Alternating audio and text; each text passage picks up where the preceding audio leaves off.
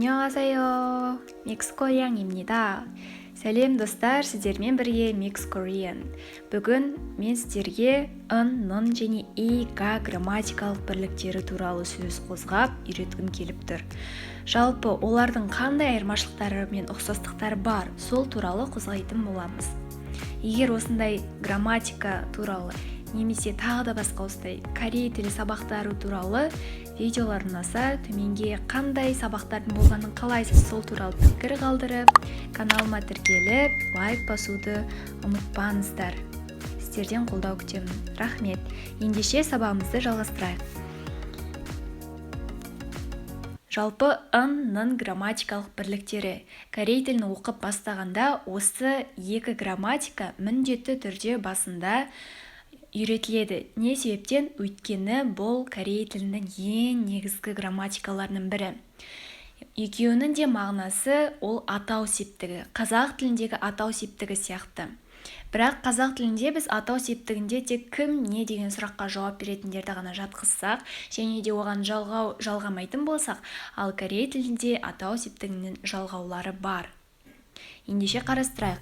Ын грамматикалық бірліктері бұл осы атау септігі. Олардың жасалу жолына тоқталатын болсақ, нын жалғауы дауысты дыбысқа аяқталған сөздерге жалғанады. Бұл не деген сөз? Яғни, зат есімнің соңғы әріпі дауысты болса, онда ол нын арқылы жасалады.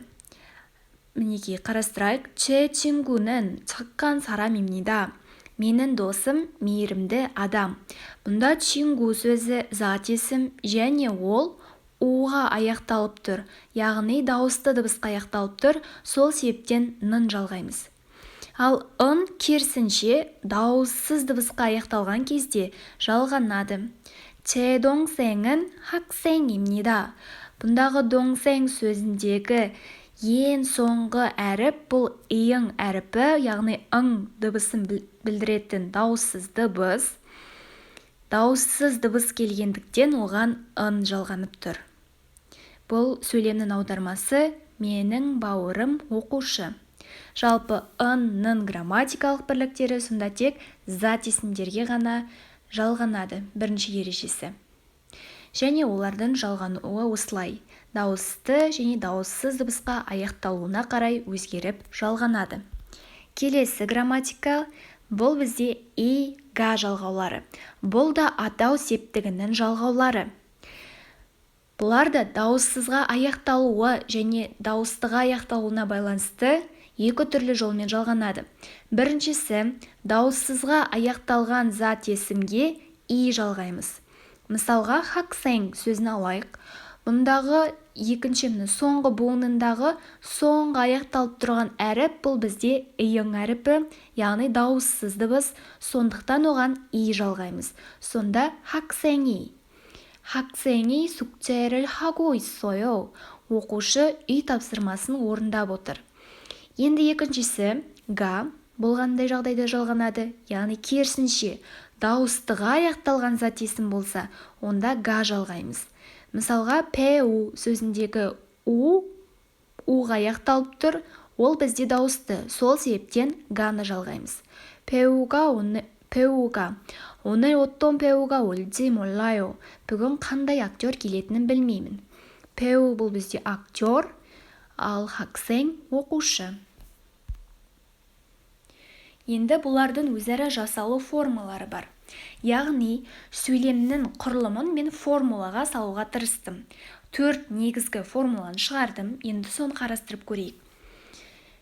Нын жалғанған зат есім мен есімдік, одан кейін яғни имнида, иео, жалғанған зат есімнен құралған сөйлем, бірінші сөйлем түрі. Мысалға, 저는 학생입니다. Чо дейтін бұл есімдік, мен дегенді білдіреді. Өзін атап тұрғандықтан атау септігін қолданды, яғни нын жалғанды. Чоның, ынның жалғанған зат есімдік, және одан кейін имнида келді. 학생 бұл бізде зат есім, оған имнидан жалғадық. Сонда 저는 학생입니다. Осындай сөйлемнің бір түрі бар. Бұл мен оқушымын дегенді білдіреді. Келесі екінші сөйлем түрі мынадай сөйлем келуі мүмкін. иға жалғанған зат есім есімдік және имнида ие요 жалғанған зат есім. Мысалға, 제가 학생이에요. Мен оқушымын. Екеуі де бірдей, Мұнда ынның алдында иға жалғанып тұр. Бірақ екеуінің екі сөйлемде де бірдей жолмен жасалып тұрса да, яғни 저는 학생입니다, 제가 학생이에요 десе де екеуінің кішкене мағыналы өзгешеліктері бар. Оны қазір кішкене деңгейін түсінетін боласыздар. Келесі үшінші сөйлемнің түрі бұл бізде ынның жалғанған зат есіміне есімдік келіп, одан кейін и가 아닙니다, 아니에요 деген жалғаумен жасалған зат есім келсе. мысалмен қарастырайық. 제 동생은 학생이 아닙니다. менің бауырым оқушы емес. 제 동생은 міне ынныңға жалғанып тұр. 학생이 아닙니다. міне 아닙니다. 제 동생은 대학생입니다. менің бауырым оқушы емес. менің бауырым студент деген сөйлем. Келесі төртінші сөйлемнің түрі бұл бізде зат есіміне есімдікке иға жалғанып, одан кейін итта не опта деген сөздердің келуі. Бұндағы итта бізде бар дегенді білдіреді, ал опта жоқ дегенді білдіреді. Бұлар бастапқы формасы, олар 있습니다, 없습니다, 있어요, 없어요 деп түрленуі мүмкін. Немесе 있어, 없어 деп. Бұл сөйлемге мысал келтіретін болсақ, 한국어 책이 있습니다. Корей тілі кітабы бар дегенді білдіреді. Енді толықтай қарастырып көрейік. игаға қатысты грамматикалар. Яғни иганың жалғануымен жасалатын тағы да бір-екі грамматиканың түрін қарастырайық. и가 아닙니다. Жаңағы айтып өткеніміз мына и가 아닙니다. Бұндағы анимнида ол имниданың болымсыз мағынадағы формасы, яғни емес дегенді білдіреді. Сәйкесінше иға анимнида грамматикасы біреудің ол емес басқа адам екендігін, немесе оның қызметі онда емес басқа қызмет екендігін тағы сол сияқты мағыналарда қолданылады. Мысалы, 제 친구는 번역가가 아닙니다. менің досым аудармашы емес. Яғни емес дегенді білдіреді. и가 아닙니다 деген емес дегенді білдіреді. Мұнда понёкка сөзі дауыстық аяқталғандықтан га жалғандық. Мынаны да жасалу түсінікті деп ойлаймын. Келесі екінші грамматиканың түрі и가 있다, 없다. Жаңа атап өткенімдей 있습니다, 없습니다, 있어요, 없어요 формалары. Мағынасы бір нәрсенің бар не жоқ екендігін айту үшін қолданылады. 1층에 도서관이 있습니다. Бірінші қабатта кітапхана бар деп айтып тұр. Яғни бір жерде бір нәрсенің бар екендігін немесе бір жерде бір нәрсенің жоқ екендігін айту үшін осы грамматиканы қолданамыз. 교실에 컴퓨터가 없습니다. Сыныпта компьютер жоқ. 교실 деген сынып, дейтін сол жат типтігінің жалғаулары бұл. Сыныпта, та, де, да, де деген. Яғни сыныпта компьютерға компьютер 없습니다. жоқ. Енді осы ынның және иганың айырмашылықтарына тоқталып өтейік. Екеуі ұқсас екендігін атап өттік. Енді қандай айырмашылықтары бар? Оларды қалай ажыратамыз? Бірінші мына диалогты оқып көрейік. 이름이 뭐예요? 제 이름은 민수예요. Есіміңіз кім? Атыңыз кім? Менің атым Минсу дейді. Енді ынның иримға жалғанып тұр. Неге? Себебі ынның ол іс-әрекетке акцент түсіреді. Яғни баяндаушқа. Іс-әрекет дегенде, яғни осы сөйлемнің баяндаушына акцент түсіреді. Бұндағы сөйлемнің баяндаушы бұл бізде Минсу. Яғни аты деген бастауыш, баяндауыш Минсу. Осы Минсу бұл бізде маңызды ақпарат. Сондықтан маңызды ақпарат болғандықтан бастауыш ретіндегі ирім сөзіне ын жалғап тұр. Себебі тек бастауышқа жалғанады ын, бірақ баяндаушқа акцент түсіреді. Яғни бастауыш пен баяндауыш екеуі тікелей байланыста ғой, тығыз байланыста. Сол себепті бастауыш ретіндегі зат есімге ын жалғап тұр. Ал мұнда неге ирimi? Себебі осы аның сұрағында атын сұрап тұрғандықтан яғни бастауышқа акцент түсіреді. Егер ынның баяндаушқа акцент түсірсе, иға бастауышқа акцент түсіреді. Осы сұрақтағы баяндауыш, яғни иірме ғой, яғни атыңыз деген бұл бізде бастауыш, кім бұл баяндауыш. Яғни мұнда бастауышқа акцент түсіріп тұр. Бұндағы ең негізгі маңызды білгісі келіп тұрған ақпарат ол аты. Сол себептен и жалғадық. тағы да бір мысал қарастырып көрейік. 이 교실에서 카자흐스탄 사람이 있습니까? 알리는 카자흐스탄 사람입니다. мына сыныпта қазақ бар ма? Қазақстан адамы бар ма? Әли қазақ дейді. Енді қарайық. Бірінші сөйлемде кімнің қазақ екендігі қызықтырып тұр. Яғни Қазақстан адамы кім екендігі қызықтырып тұр. Бастауышқа акцент түсіріп тұр. Сол себептен и жалғап тұр мына жерде. Бастауышқа акцент түсіргендіктен. Ал екіншісінде баяндаушқа акцент түсіреді. Қазақстан адамы ол Әли. Яғни екінші сөйлемде именно Әлидің қазақ екендігін атап, маңызды ақпаратты көрсетіп тұр. Именно Әлидің. Енді осы орайда бағанағы қарастырған жасалу формаларындағы екі сөйлемнің мағыналық айырмашылықтарын атап өтемін деген болатынмын. 저는 학생입니다 деп біз біреуге таныстырғанда айтамыз. Мен оқушымын деп. Яғни мен оқушымын деп таныстыру үшін айтамыз. Мына өзіміздің, яғни өзіміз бастауышқа акцент түсіріп, яғни именно менің оқушы екендігін айту үшін. Ал 제가 학생이에요 деп қай жағдайда айтамыз? Мына жердегі оқушылар бар ма деп сұраса мысалға, мына мен оқушымын деп бастауышқа акцент түсіреміз. Сондықтан деге га жалғаймыз. Мында бізде ең маңызды ақпарат біздің оқушы екендігіміз. Мындағы маңызды ақпарат оқушының мен екендігінде. Яғни мында маңызды ақпарат мен болса, мындағы маңызды ақпарат оқушы. Келесі бір айырмашылығы ын-нын салыстыру жасаған кезде қолданылады. Бұл қалай деген сөз? Мысалға бір нәрсені салыстырғымыз келеді. Сол кезде ын мен нынды қолданамыз. ганы емес, ын мен нынды.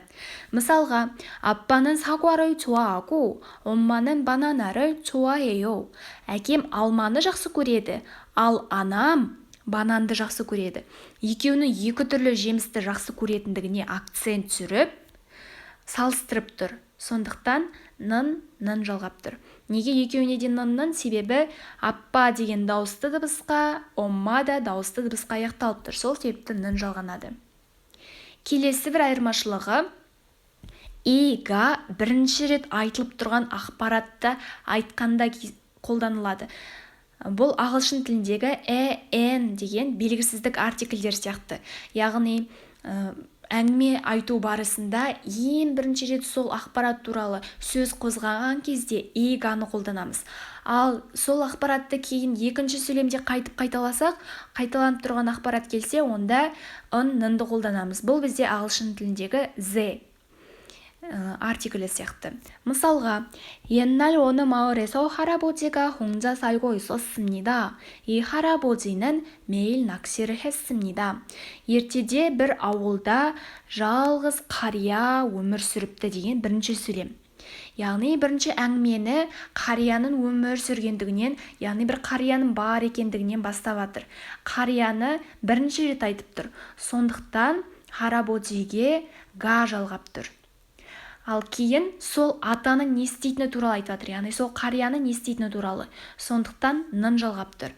Бұл қария күнде балық аулаумен айналысыпты деген екінші сөйлем. Екінші рет харабоди деп атап тұр. Сол себепті нын жалғап тұр. Келесі айырмашылығы нын тек зат есімге ғана емес, үстеулерге де жалғану мүмкін. Мезгіл үстеуі сол сияқты. мысалға, мына екі сөйлемді қарайық. 오늘은 명사에 대해서 배울 겁니다. бүгін зат есім туралы өтеміз деген сөйлем. Бұнда біз деген есімдіктің жасырын тұр деп есептейміз. Яғни есептесек те болады. Сол себептен бұндағы ең маңызды ақпарат бүгін, яғни басқа күні емес, дәл бүгін біз осы зат есім туралы өтеміз дегенді көрсету үшін 오늘, яғни бүгінге жалғанды. Ал екіншісінде 우리는 오늘 명사에 대해서 배울 겁니다. яғни мұнда жасырын тұрған 우리 шықты. 우리는 бұндағы ең маңызды ақпарат 우리는 біз басқа біреу емес, мына біз екендігін көрсету үшін уриға нын жалғап тұр. Яғни бір нәрсеге қатты акцент түсіргіміз келсе, мұнда нын жалғанады. Енді есімдіктер мен и, га және нын жалғанса, олардың формалары өзгеретіндігін айтқан болатынбыз. Бұндағы мысалға чоға нын жалғанса, чонын, нанын деген мен, яғни екеуде мен, мынау спай стилде, мынау бізде спай емес стилде. Сондықтан бұны тек құрдастарымызға, яғни жақсы араласатын бірақ жасы кіші сондай адамдарға қолданамыз. Нонын да солай, сен спай емес стиль. Кынын ол, яғни ағылшын тілінде he сияқты, мынау ағылшын тілінде she сияқты. Күньо, яғни ол қыз. Уринін біз, нойынын дейтін сендер, бұл спай емес стиль. Кідірін олар. Келесі, чоға га жалғанғанда чега болады. Чега мен. Наға га жалғанғанда нега болады. Нега деп оқимыз наны, мен дегенді білдіреді. Бұл тоже спай емес стиль. Ал мынау ноға га жалғанғанда нига болып оқылады. Но нега, но нига. Бұл сен дегенді білдіреді. Кыға га жалғанғанда кыга ол, күньоға ол қыз, урига біз, ноига сендер, кідіри олар. Жерде неге кідіри? Себебі рейл әрпіне аяқталып тұр, ол дауыссыз, сол себептен и жалғадық. Енді төмендегі жаттығуды орындап, комментарийге қалдырып кетіңіз. Мысалға, бірінші тапсырмада нынды жалғаймыз. Майкл은 미국 사람입니다. Майкл американдық, Америка адамы. Майклға неге жалғадық? Себебі рейл әріпіне аяқталып тұр, ол бізде дауыссыз, сол себептен жалғанады. Келесі сөйлемдерді істеп көріңіз. Енді мынада ига анимнида деген грамматиканы өткен болатынбыз. Сол грамматика арқылы мына жаттығуды жасап көріңіздер. Йоконың касуга анимнида. Жақшаның ішіндегі біреуін таңдау керек. Неге га анимнидан таңдап тұр? Себебі касу сөзі у, яғни дауысты дыбысқа аяқталып тұр. Ал дауысты дыбысқа аяқталса, біз ганы жалғаймыз. Дауыссызға аяқталса, ині жалғаймыз. Келесі мына 4 тапсырманы да солай істеп көріңіздер. 네, 여러분 감사합니다. 오늘 수업은 이상으로 마치도록 하겠습니다. барлықтарыңызға соңына дейін көргендеріңізге рахмет. Қандай тақырыпта сабақтар шыққанын қалайсыздар? Төменге міндетті түрде жаза кетіңіздер.